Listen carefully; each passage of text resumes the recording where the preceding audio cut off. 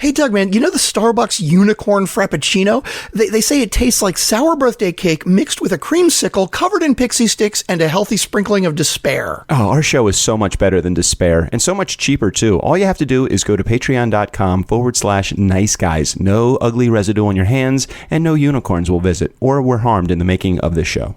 Well, depending on how you listen to the show, you might have some residue on your hands, but that's up to you, not us. Patreon.com/nice guys. Delusions of grandeur, insanity. Sure, there's plenty of that.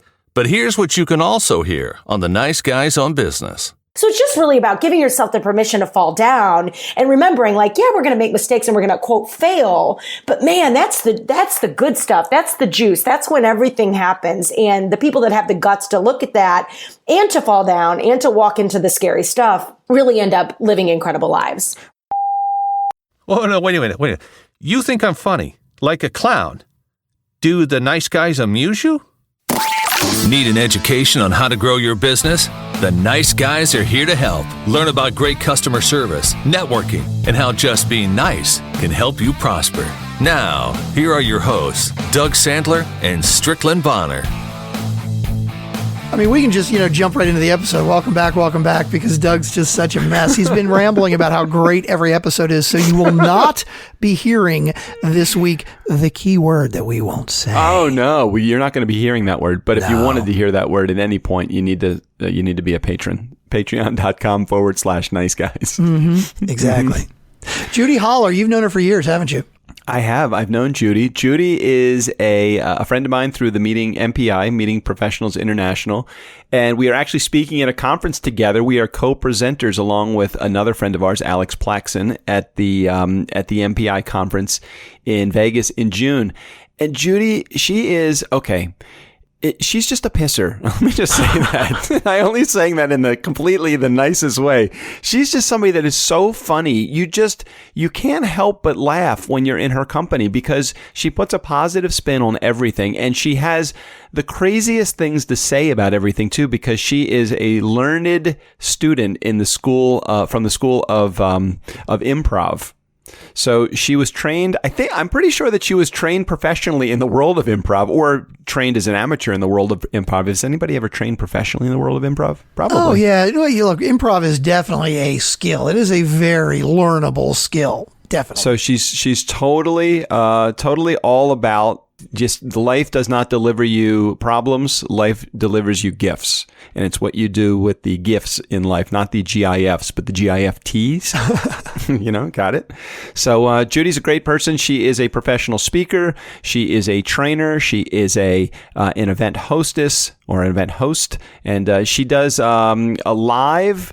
Let's see. Let me see if I can put my arms around this a little bit. Mm-hmm. At trade shows, she will be a hired gun that is actually doing like live streaming video for companies, and she also will be like the person that she's like the booth exciter. To bring people into the booth. Yeah. No, that's different. Actually, the booth babe is just like the hot body. She's actually she's totally no. I mean, she might have a hot body. For all I know, she has a hot body. But she's just a hot mind. She's an amazing person. She's a what? The traffic builder. She gets people into the booth. She grabs people's attention. Yeah, I like how you say grabs and then just kind of hold it out there for a minute. I didn't say that. You read it that way. That's your perception. I don't even know Judy, although I am looking at her website and she's kind of cute. She's cute. She's definitely cute. She's got a great blog. She does this Fab Fridays or something. What's it called on her website? Does she have it with the name of that on her website?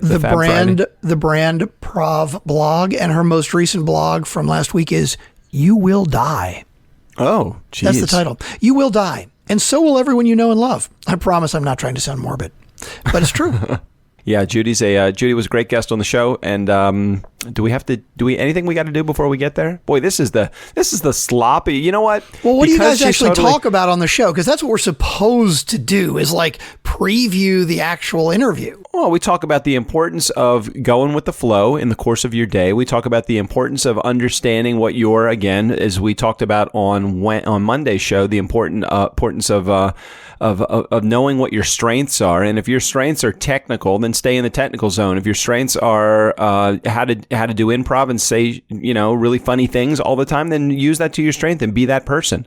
So life delivers you a whole bunch of shit. Our job is to turn that shit into gifts. That's what I think it is. No one is you, and that is your power. That's her philosophy and right up on her website. And, that's really what it's all about. You got to work to your strengths. You got to be you and make the world know who you are, and you build on that. Hey, and you know what? She doesn't have any pop-ups on her screen too, so you probably like that, right? No music, no pop-ups, none of that. She does have a nice, very polite, hey, do you want to be on the inside? Here, give me your name and your email. I'm totally good with that. I just don't want the pop-up like on your site, 27 pop-ups of, hey, have you signed up? Doug, yeah, I fucking signed up, all right? Can you put a cookie in there saying I've signed up already? All right, Strick. I don't know how to stop. I don't know how to control my cookies. Okay. Yeah, you're addicted. I know. It's a disease. I understand. And Judy actually got married last year. Yeah. Mm-hmm. She brand new to the marriage world, so she brings that to the table. Full time in the business that she is in, personal branding, all of that stuff and all that goodie. She's no longer beholden to the man or the woman or whoever it was that she worked for at the time. She's now her own person, and she's now just Judy. Okay, then. Well, have we gotten to the promise statement yet? No. You want to read that? Oh, gosh, I'd have to actually pull it up if you want me to read it. Yeah, hold on. I can get that because I've got my OneNote. This is a total mess. Judy is going to be really angry with us, Strickland. No, she's not. She's all about improv. And I've been told by somebody very close to us that we actually are pretty good at improv, even though we've never had any training. Do you think how dangerous we'd be if we actually did some training? Jeez, maybe we should go to an improv class. You want to? That'd be really cool, actually. I bet our show could be even better. Oh, one of the things that I did that I did with Judy on the show. Excuse me, I was choking. I'm getting all excited. We actually do an improv session right on the show. That'd be fun. I'd like to take an improv class. I think sometime. we do the yes and. Yeah. That's I do a yes and session with her. I don't know what she calls it, but she does it during her programs. You'll love it. You'll love Judy. She's good. The promise statement is to provide an experience that is entertaining and adds value to your life. This has been the longest session of recording introductions and episodes. I think it was because we had all those technical problems in the beginning that have just completely become huge technical issues for me now. I can't remember what's today. I don't think Judy cares. Oh, Judy doesn't. You're probably right. She doesn't care. I think we should just get to the episode. What do you think? Yeah, I think so too. Okay, let's do it. We are proud to be affiliated with the C-Suite Radio Network, and let's do it. Our interview with Judi Holler right here. I first met Judi Holler in the halls of the Omni Showroom in D.C., just having sat through one of her sessions. Maybe it was on branding, or maybe it seemed more like an improv session gone wonderfully right. In either case, I laughed so much. I think I almost peed myself. I'm sure I peed myself, as a matter of fact. I remember excusing myself. Enjoyed the session and knew that one day when I grew up, I was going to let Judy be my friend. Professional speaker, branding specialist, event host, live event marketer. So unique. Welcome, Judy, to the Nice Guys on Business podcast. Oh, man, it is so good to be here. And I've got to tell you, I feel like a total badass right now. First Gary Vaynerchuk, now Judi Holler. I mean, I was a little nervous. I'm not going to lie. Can I tell you who I'd rather have on the show? I'd rather have a Judi Holler on the show than again. I love Gary. Gary was great, but I'll tell you something. Gary does nothing, absolutely nothing for. It does a lot for the credibility, but nothing for the ratings. Because you send the link to Gary afterwards, and I love Gary on the show, and his right hand man, his handler Tyler Schmidt is going to be on the show in just a couple of weeks, which I think is really cool. But I'd rather have the Tylers of the world, behind the scenes, yeah. So, Judy, I have one question about this whole getting on the show thing. Can I just be blunt and ask you just one question? What the fuck took so long? Okay. I know, right? What in the F? I love that the F-bomb is an open thing to do here on your show, which I love because I'm all about the F-bomb. I don't know what took us so long. I think as I've been building the business, I've not even been full-time a year. I've kind of had my LLC since 2013, slowly building the brand. brand over time. And I just launched in July of last year. So I think it was just, God, Doug, a combination of being a little in my head, afraid to put out what I know to a podcast, thinking, what I don't have is good. What I have isn't good enough. Maybe a little bit of that. And we'll talk about that. But I don't know what took so long. Just nothing but excuses. I can remember almost immediately after meeting you for the first time, I think I just started my podcast. This was a couple of years ago. And I think I met you through Alex, our friend Alex, together. And then I sent the email to you. And then there were crickets. And I'm thinking, shit, I'm not big enough for a Judi Holler. And I get that. And then it was really not about that. It was more about, this is not about Doug. This was totally about you. And just, I didn't realize you were in the process of starting your own business. Yeah, totally. It was right around the time I had met you. I wasn't even full time at that time. I was still building the side hustle, if you will. I think it's just a combination of all that. But now that I've gotten my feet wet and I'm in the trenches as a full-time entrepreneur, I certainly understand the value not only of doing things like this, but I love it because it's, I love podcasts. So I'm a podcast nerd. I turn my car into a mobile university anytime I get in it, and big fan of the podcast world. So I kind of understood, hey, to be invited to do things like this is just so cool, and what a cool way to give back and meet a lot of people. So it's an honor to be here, and I love how far your podcast has come. Yeah, we've been loving this journey, and I think pretty much that this is the first time you've ever actually been with a nice guy, because I think you prefer bad boys, don't you? Maybe a combination of all of it. Just I'm into badassery. That's what matters. Hey, congrats! You just got Scott Durkin. Scott, that's yes. My husband, congratulations! Scott. Yeah, yes. I've been watching the evolution of one Judi Holler, nice guy community. So Judi was just recently within a year married, right? You're exactly right.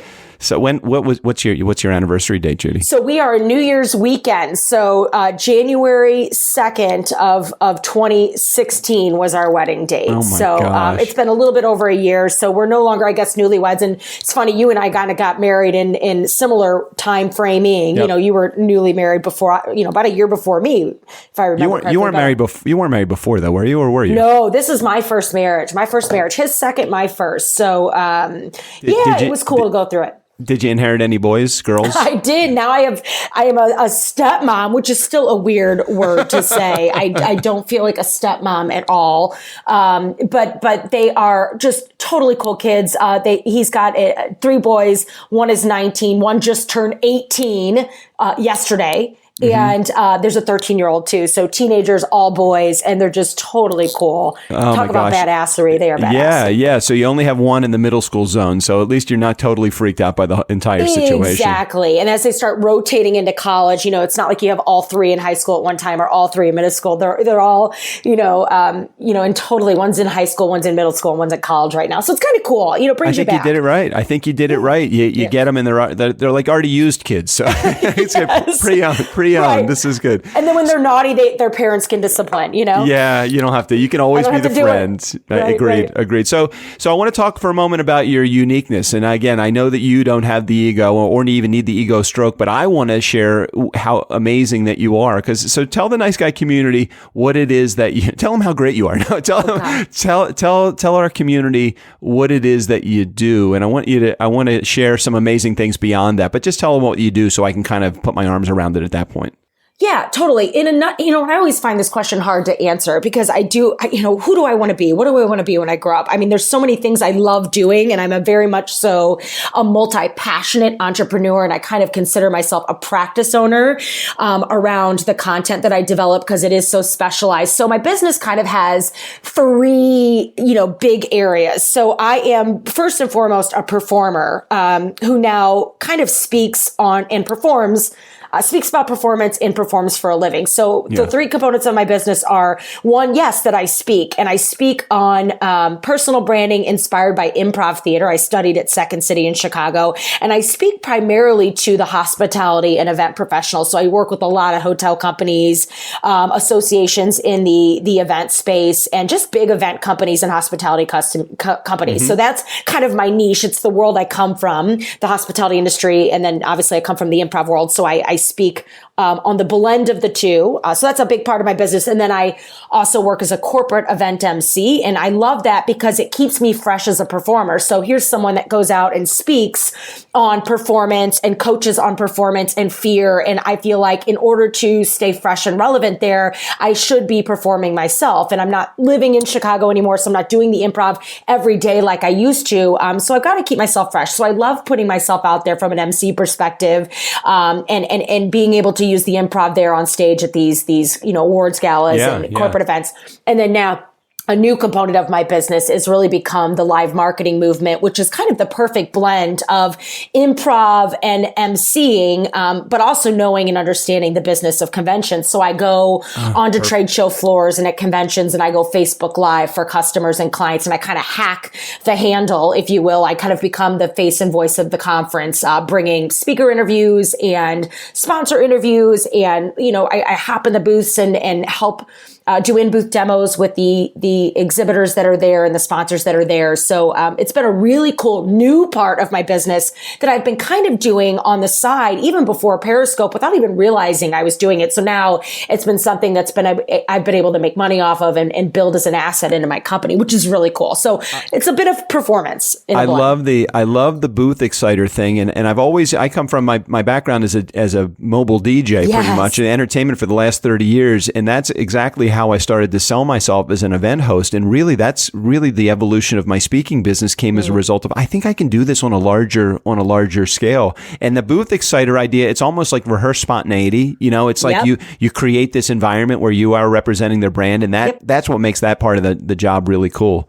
Oh yeah, I love that. Exactly. I mean, you are a performer, and the things you've learned building that business, the things you've learned having to perform, I mean, you have to think on your feet. I mean, I always tell people the whole improv thing. I mean, if you woke up today and had a conversation with anyone, you are improvising. And we're improvising every day, all day long. And, you, especially as a DJ in some of these live shows, especially with some of the audiences I know you had to manage, you've got some funny stories. You have to think on your feet, boy. And I think thinking on your feet is the golden nugget, right? This is the thing.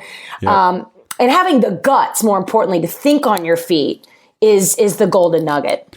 So I got this from you because I remember seeing this again at the Omni Showroom in DC, or one of the hotels that I had seen you in, not that the ones that you were coming out of the rooms, but actually where you were in the conference. So just so you know, so I got this from you. There's no mistakes, only gifts. Now I know overall that's probably an improv expression, but explain that, because I think a lot of people don't hear that on a regular basis or even understand what that means. There's no mistakes, only gifts. Can you share what that means to you? Yeah, totally. I mean, it's giving you the permission to screw up, because we're going to screw up. And you think about anybody listening to this show, whether you're running your own business or you're thinking about running your own business, or you are running a business. Maybe you're a C-suite and you've got a team and you're running the business, we are going to mess up. We are going to make mistakes. And I think we get so afraid to color in the lines. Like, oh my God, we were joking about this podcast that it was really an improvised conversation. There's no here's the 10 questions I'm going to ask you. And people freak out when we don't have a script, or we can't control the thing that may or may not happen. And that's what that is in improv. It is about knowing that we're going to get up there on stage and we are going to screw up and we're going to fall down. And it is scary because you've got a live audience, right? You got everybody watching it. Everybody thinks, is wanting you to be funny and all these things. But once you realize that it is not about being funny, it's about listening and trusting in yourself, believing in the ensemble that they have your back, and knowing that when you do fall down, when the quote mistake happens, that's when all the magic begins. That's when, the gifts really come out in the improv theater. It's the truths that make people laugh the most. And I think it's the truths in our lives that, we need to listen to if we really want to, play at, an incredibly high level and be happy and have joy along the way. So it's just really about giving yourself the permission to fall down and remembering we're going to make mistakes and we're going to quote fail. But man, that's the good stuff. That's the juice. That's when everything happens. And the people that have the guts to look at that and to fall down and to walk into the scary stuff really end up living incredible lives. What do you say to the comment though that somebody says something like, and they may not say this to your face, or maybe they do as a part of the practice of you challenging them to move beyond where they are, but the people that say, oh sure, Judy, well that's easy for you because you're fucking nuts. I mean, this is what you do on a regular basis. You live in the environment of spontaneity and improv, and I could never live that way because number one, I deal with anxiety, so I can't have that in my life, and all of the things that now they're just about to puke a whole bunch of excuses why they can't live that way. But how essential is it for people to be able to live be able to make a right or a left turn as quickly as the response that somebody provides to them? I think, so much in what you just said, because I get that. I mean, anybody listening to this or that meets me that thinks that I don't have anxiety or don't suffer from fear, is incredibly not right. I struggle with anxiety and fear every single day of my life. And some days it's better than others, but I just know I know what it is. And I've done the work on the back end to understand really what fear is. And I call yoga, I call improv fear yoga, because the more I did improv, the more zen I got with my fear, and, so a lot of what you said, there's so many fear-based statements in that, people that, and I get this a lot of times, they'll say, I can't, or easy for you to say and all that. And I say to that, kind of bullshit. I think we have a series of choices that are DJ'd out to us every single day. And what we do with those choices really determines our destiny. So we've got to figure out how to make fear our homeboy. That's my big thing. And how you dance with your fear. Because listen, people talk about being fearless, and I talk about this in my sessions, be fearless, be fearless, be fearless. And I don't know if you want to be fearless or if you even should be fearless, because it's your fear that keeps you safe. It keeps you from, walking out into traffic, getting eaten by bears and all this stuff. And Elizabeth Gilbert wrote in the book, Big Magic. And I love when she says this. She says, the only fearless people I know are sociopaths and 5-year-olds. And you do not want to be either one of those. And I love that. So you need to figure out how to dance with your fear. So that is kind of the high level question. Is I think everything is behind understanding how to dance with your fear and making fear your homeboy rather than running from it. So the person suffering from anxiety, like I do, I definitely have anxiety. It has been a part of my life since my teenage years. So I have ways, through meditation, through yoga, through reading, through having friends and an incredible network of people that push me, through writing, through all the things that I do to help me, do some of the stuff that, like be on a podcast like this, like start the company, like whatever it may be, get married. I waited till 40, so, I mean, all these things that we wait on, that we have, quote, anxiety around are a lot of times bullshit excuses. And I love make fear. Sorry, I didn't mean to stop you there. You're on a great roll, and I love it. I love that you said make fear your homeboy. I also love you so many times. You pull these amazing quote nuggets out of like almost seems like thin air, where you almost are like have something in the barrel and bam, it's like fuck. It's like whenever I come up with a really interesting thought, I come down with a fucking horrible case of stupid, and I cannot remember anything. And that seems to be the environment that you thrive in, is that give it to me, and then like boom, here it is. I'm going to give it right back to you, but I'm going to amplify it to the next level. You know how to do that, and you know how to do it on stage, and I think that's what makes you so successful at what you do.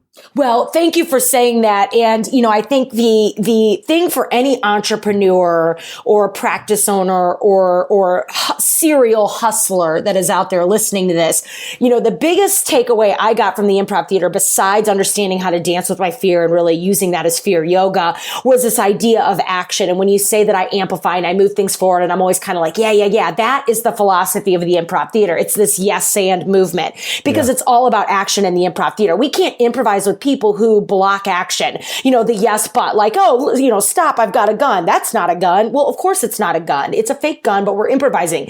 Rather than the person that you're playing with, you say, stop, I've got a gun. And they go, yeah, and it's my dad's gun. Give it back. Now we're going somewhere. Now Now we have a scene, you had my back, we're moving, right? So I always say, are you the person in your business, in your family, in your life, in your marriage that yes, buts, or are you the yes and? Because we cannot do anything if we don't have the guts to move forward and to keep hustling, whatever that looks like for you. And I think, by the way, there's a really big misunderstanding around the word hustle. I think a lot of people assume hustle means that you have to work 24 hours a day, that you have no life, that you sacrifice everything you want, for your dreams and aspirations. And I don't really believe that that's the true definition of hustle. Hustle is getting clear on where you want to go and then going all in when you're there and squeezing every last drop out of the orange. So whatever your hustle is, Gary, I think, would attest to that. And those might even be some of his words, because it really is, maybe his hustle is working 24 hours a day, but maybe your hustle is getting in shape or writing the book or whatever that may be, but it's getting clear where you want to go and then going all in. But you have to take action. You have to. All right, I want to pause for a second because I want to do something, and I know that we didn't plan in this, and you please confirm that we have not decided ahead of time. You have no idea what I'm about to fucking say. I have no clue what's about to go. I feel like I'm on an improv. I feel like I'm live at Second City right now. All right, so be that as it may, let's do a yes end. Can we do a yes end? Yeah, sure. Okay, all right. So you have to start it because I actually, as soon as I thought that, as you were giving me the yes end, my palms started sweating. As much as of a guy that I have no script to life or no script to these podcasts, I want to play a yes end. So can we do a 60-second yes end? Yeah. So I love this. We're going to do like improv on a podcast, improv on the air. And I love this. Yeah. So, yes. Yeah. One of the things I do with my clients is we'll play the yes and game in the form of a fairy tale. So, we can start, like I could start us off and go, once upon a time in the land of, and I'll make some, shit up. And then you have to respond to me with yes and, insert a sentence. Then I'll respond to you with yes and. And then we'll just see where it takes us. And you can stop us when your clock says. All right. So what would be an appropriate amount of time? I was thinking a minute, but is it? Yeah, I think a minute's perfect. Okay. All right. So as soon as you start talking, I'm just going to hit. Okay. All right. Once upon a time in the land of ogres, there was a castle. Yes. And there was this amazing tall giant that lived in the castle. Yes. And this giant had eyes made of gold. Yes. And what the biggest problem was that he couldn't fit through any of the doors because he was too fucking tall. Yes, and he didn't even care how tall he was. He actually bought stilts to become even taller. Yes, and he built a skylight outside of the castle so that he could actually get some fresh air and rain and fresh water when it rained. Yes, and he decided that this fresh air was so exhilarating to him that he started an organic movement in the community. Yes, and the organic movement involved heirloom tomatoes that he loved so much. Yes, and he loved tomatoes so much that he started making and bottling ketchup called Ogre Ketchup.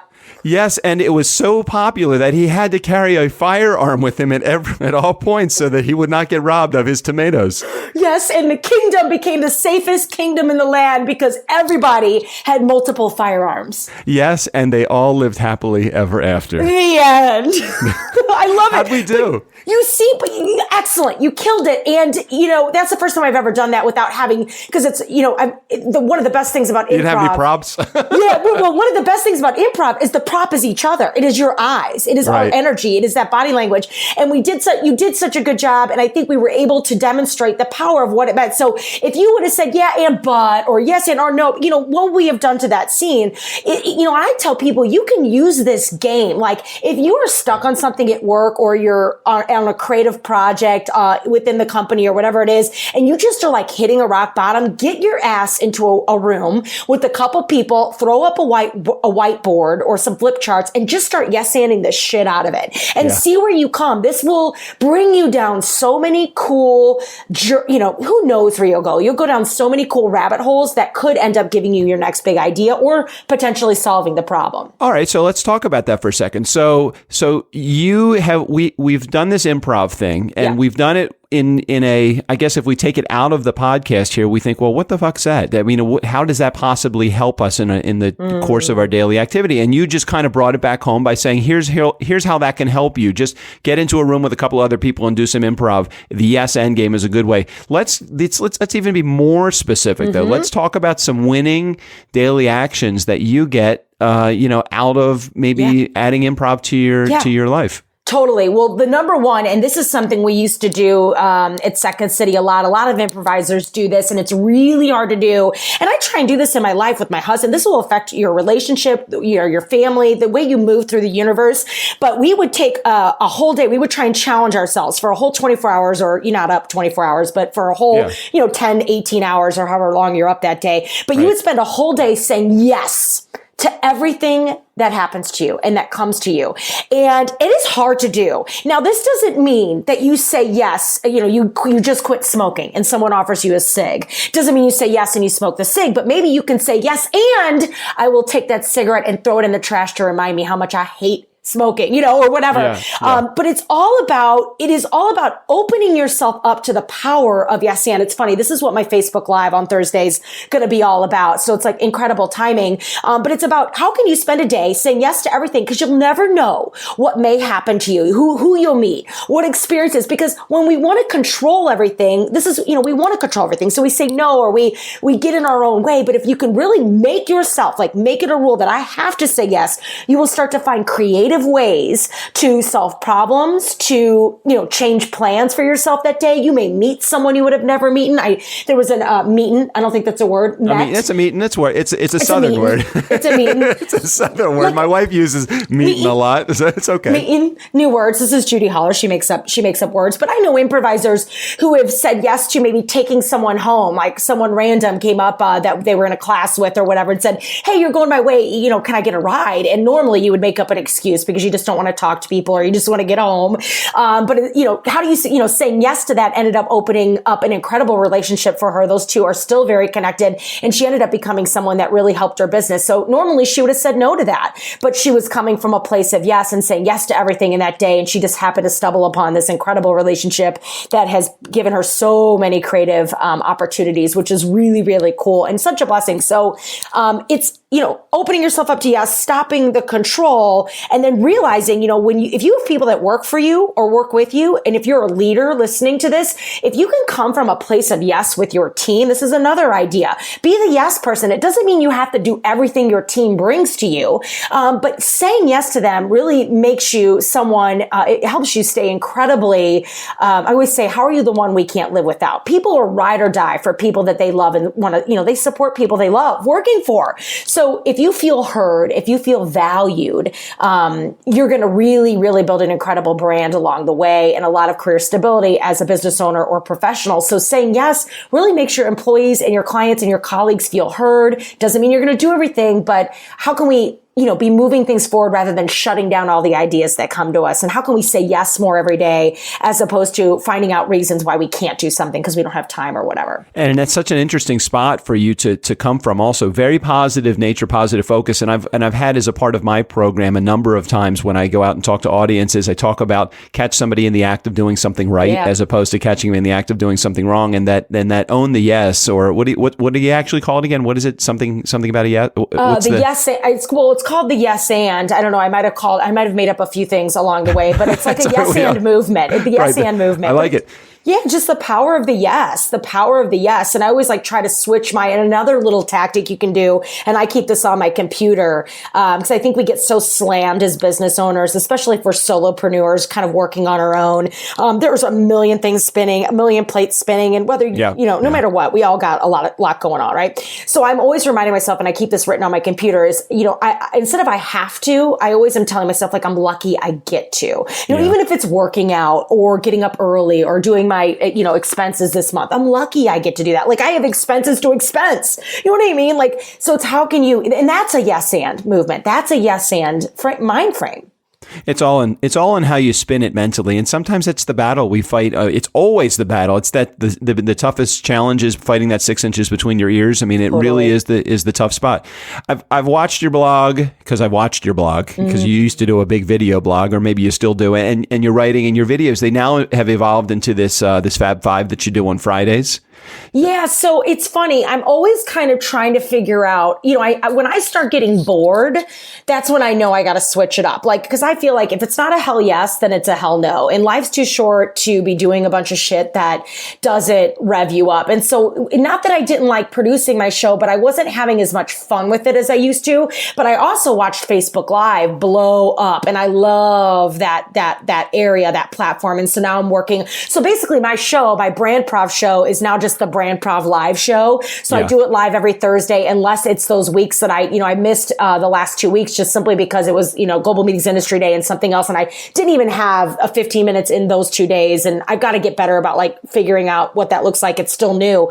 But yes, so my Brand Prov show has now become the Brand Prov live show. So once a week, I'm going live on Facebook teaching free classes that are about 10 minutes long. And then yes, my newsletter is really my Friday Fab Five. So every Friday, I send out 5 things I'm loving, learning, and reading every week relative to personal branding and fear and performance and confidence. So, Judy, you're a big lover of books, and then you quote a lot of them in your Fab Five. So, a couple questions that I have. One, if you haven't written a book, when are you going to write a book? And the second thing, why don't you have a podcast already? How do you not have a podcast? Because you're like the consummate, amazing hostess. Why would you not have one? Oh my gosh. You know what? I don't know why I don't. Well, the podcast thing, I don't know. And it's funny. I was maybe similar to you, and I don't know if I know this about you, but I was a radio television major in college. So like I entered at the radio stations, and oh my God, I thought I was going to be like an MTV VJ when I grew up. That was like my dream job. Martha Quinn, baby. Martha Quinn. That was you. Oh yeah. You remember when they did the Want to Be a VJ, and they would bring people out and you would audition for that? I was a child of the 80s. It was Martha Quinn, Mark Goodman, Alan Hunter. I'm just trying to remember who else was a part of that. But I was the 80s child. When MTV first came out, I'm like, fucking A, this is awesome. So badass. And then they stopped playing music videos. Yeah, and then it got really produced and into like what, they kind of really launched a lot of what's reality TV now. But in the late 90s, early 2000s, they had this whole Want to Be a VJ competition. And I actually went out and auditioned and all this stuff. And, that was my thing. So the podcast thing, it's funny. I need to, as like I said, I've only been, doing this full time for about eight That's months. True. And you got time. You have time. Yeah. Let's not rush it. I know. And it's like, what do I want to be when I grow up? It's because I like doing so many things. I got to write a book, but I want to do a TED Talk, but oh my God, I want a podcast, but then there's these live videos and then, oh my gosh, I'm speaking and I love MC. And it's like, I can't. So just like every entrepreneur that's probably listening to this and laughing right now, listening to me be manic about this, it is hard to know what I want to be when I grow up. So I just kind of follow the things that feel good. And a podcast is certainly not out of the question. It could be a really cool way for me to, the Brand Prov podcast, maybe someday will come to life, but I'm ready. I'm looking for a co-host. Not that I'm taking with Strickland. I want another podcast. I'm ready to do the Brand Prov co-host. I want to be that guy. I want to be your straight man to your, no, wait a minute. I want to be the funny guy. I love it. Well, it's just like emceeing, one of my, like, as much as I love to MC, I do a lot of solo stuff. Obviously, that's usually what it is. It's really cool when you get the experience to co-MC with someone and you have someone a totally different. And I think a man and woman can really give a cool perspective to content, I hate to say this, Judy. We're out of time. Oh my God! And there it goes. I know we just in time, so I don't have to answer the book question, but it's in process. It is in process as we speak. I am looking forward to helping you promote the book. I will do anything that I can to get it out into our community hands. There's so many. You are one of those people that you see from a distance, and you're just like, oh my gosh, whatever is going on over there where she is, I want to be over there. I want to be over there. What a compliment! Thank you. So, Judy, if our community wanted to get in touch with you to find out more about the stuff that you do, how can they do that? Yeah. So my website is the first stop, Judy with an I, JudiHoller.com. And you can enter your email there to get my Fab Five and be on my list. But I would say most importantly, hang out with me on social. I am really active on Instagram, just at Judi Holler. I'm, active on the stories and certainly on Snapchat, and I have a Facebook fan page, but Instagram is my favorite place to hang out. So, find me there and let's connect. Send me a note that you heard me on the show and I'd love to say hi. That's right, and she'll give you a discount off of something. I have no idea what. We'll figure something out. I'll give you something. She's good. Judy will give you something. I promise you. She'll give you the what for. Yes, and something. Yes, and. Yes, exactly. So, nice guy community, never underestimate the power of nice. Special thanks to Judy for being on the show today. Oh my gosh, I cannot believe this episode is over. This was literally a 30-second interview. Okay, I know it flew. Thank you, Judy, for not only being in our community, but for being a valued friend over the last couple of years, and I really appreciate you in my life. And you have provided so much information, and you have great hair. All of those. Thank you, my friend. See, this is why I like nice guys that use F-bombs. Oh, that's right. Well, okay. Well, fucking A. Yes. Nice guy community. Thanks again for being a part of our life. Steve O'Brien, go ahead and take us out of here. For the Nice Guys on Business, I'm Steve O'Brien. Fill up your week with the Nice Guys. Side effects may include tingling, numbness, urinary incontinence, the need to watch the Kardashians. If you have an erection for more than 3 hours, call your friends to brag. The Nice Guys on Business is not for everyone. Consult your physician before usage.